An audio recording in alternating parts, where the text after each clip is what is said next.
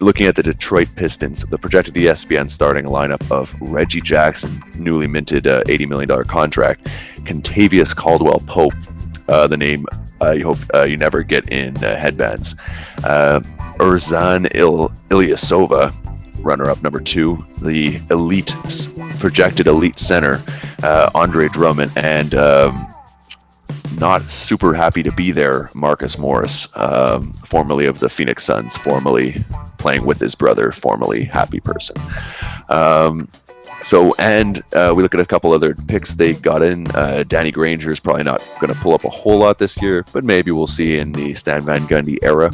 And the guy everyone's talking about, Stanley Johnson, a rookie, drafted over Justice Winslow, surprised a lot of people, but proved, they have some intelligence there in the summer league. Justin, when you look at the Detroit Pistons, we have them as the 5th worst team in the East. So obviously we're not shouting the praises as this contender right now. But if you're a Detroit Pistons fan, what do you have to look forward to? Well, I think Pistons were one of the teams that you and I differed on a little bit. I had them a little higher than you did as well. I really like Stanley Johnson. I think he has a tremendous amount of upside. You pair him with Contavious Caldwell-Pope. And they also got Reggie Bullock. So you got competition at the shooting guard position. I like if Brandon Jennings can get healthy, he's going to probably I think he's going to beat Reggie Jackson. I think he's a better player if he is healthy, but we just can't bank on that. They got Steve Blake as insurance.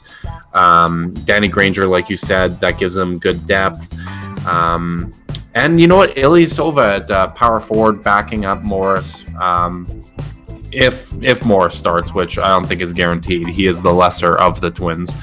But that gives them spacing, which I think they needed. They had 2 centers for too long in Drummond and Monroe. I like both of those players, but both of them needed to play at center. So they stuck with defense. They got Joel Anthony as the backup. I think they have a legitimate shot at making the 8th seed, or even as high as 7th, depending if Stan Van Gundy can get the most out of this team.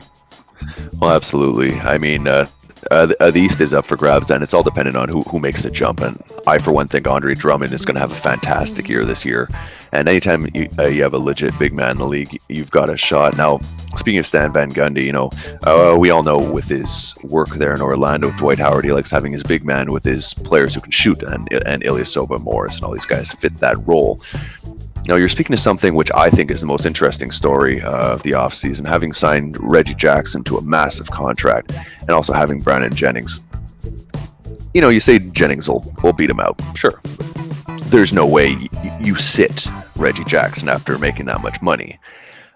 So are you sliding him to the 2 and playing ultra tiny ball, or are you playing the Meach high tempo minutes? Well, it's tough because Jennings probably isn't going to get healthy for the start of the season, so I do understand Jackson getting the nod. I'm not a big Reggie Jackson guy. I don't think he's had that many consistent months of being a high-end. See, I'm saying months instead of years. He doesn't have a track record of being a consistent player. I mean, you look at a Dion Waiters.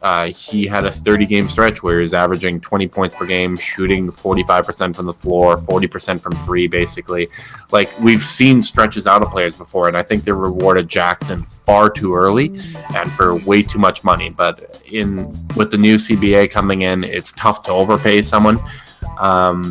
But it makes me nervous. I don't think Stan Van Gundy would be afraid to sit Jackson early on. If he pouts, he's still locked up for 5 years. He's going to have to get over it or adjust. I mean, they cut Josh Smith. They are still paying Josh Smith a ton of money to not play for them. So I don't think that's going to be a factor. I think Stan Van Gundy is just trying to win. And whoever gives him the best chance of that is going to be who gets the opportunity. All right, well, I agree there. And we're both kind of on the same page. Andre Drummond, we're both expecting a fairly decent year this year, potentially contending for an all-star spot, or do you think it's too soon in his development? I think he's going to be contending for an all-star spot. I'm very, very high on Drummond. He's going to have to up his field goal percentage a little bit. Hopefully he won't shoot as poorly from the free throw line, shooting about 38% last year. But he showed a lot of defensive promise. He's not an elite defender yet, but he certainly could be that. He's got good feet and good hands. He's pretty mobile. Yeah. He Oh, puts himself in the absolutely. way, and he's hyper athletic and long. So those are all traits that come with good centers. I mean, he's young; he's still going to learn. I actually think the minutes that Steve Blake is going to be in is going to benefit Drummond a lot. I think that's a veteran point guard that's going to be able to navigate the pick and roll really well with him. And we've seen Blake bring a lot out of big men before when he was in Portland with LaMarcus Aldridge, Robin Lopez.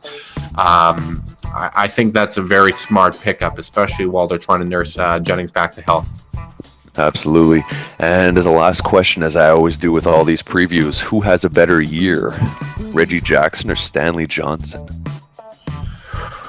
Oh boy, that's tough. Because I listed quite a few shooting guards that are going to be getting an opportunity in both Reggie Bullock and Kentavious Caldwell-Pope, I'm going to go with Reggie Jackson just out of opportunity. I think Johnson's going to be the better player long term. But that's going to be a tightly contested situation, and Van Gundy doesn't really have a track record of trusting rookies a lot. So for that reason, I'm going to give Jackson the nod. But long term, Stanley Johnson is going to be a beast. All right, perfect. Well, listen, let us know what you guys think about the Detroit Pistons. Leave the comments below, and always remember to follow us: Twitter, YouTube, Facebook, all the rest. HoopsLounge.com. From Justin and myself, Phil. Catch you guys next time.